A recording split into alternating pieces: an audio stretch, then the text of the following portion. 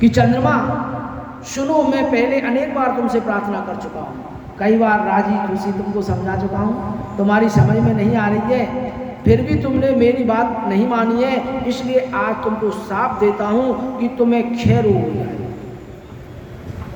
सूर्य कहते हैं, दक्ष के इतना कहते हैं, चंद्रमा क्षण भर में चंद्रमा क्षय रोग से ग्रस्त हो गए। उनके खील होते ही उस समय सब और महान हाहाकार मच गया।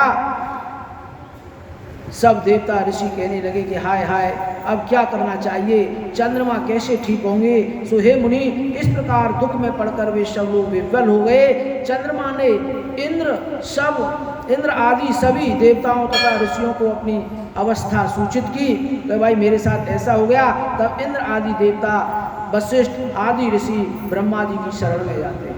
बोलो शंकर भगवान की। उनकी बात सुनकर ब्रह्मा जी ने कहा, देवताओं जो हुआ सो हुआ,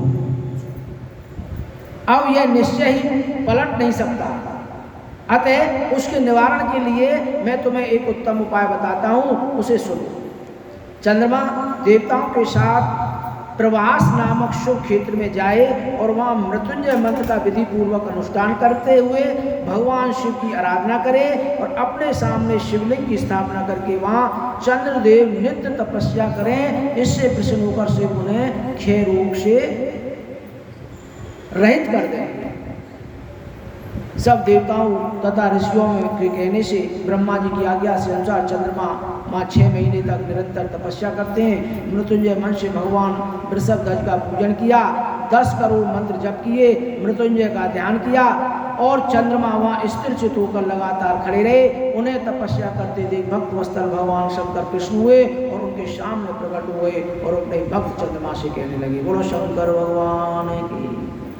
चंदे, तुम्हारा कल्याण हो, तुम्हारे मन में जो अभीष्ट हो वो बरमान हो, मैं प्रसन्न हूँ, तुम्हें संपूर्ण उत्तम फल दूंगा। तो चंद्रमा ने कहा, यदि आप मेरे लिए प्रसन्न हैं तो मेरे लिए क्या असाध्य हो सकता है। यद्यपि प्रभु शंकर, आप मेरे शरीर के क्षय रोग का निवारण कर दीजिए, मुझसे जो अपराध बन गया उसे क्षमा कर दो।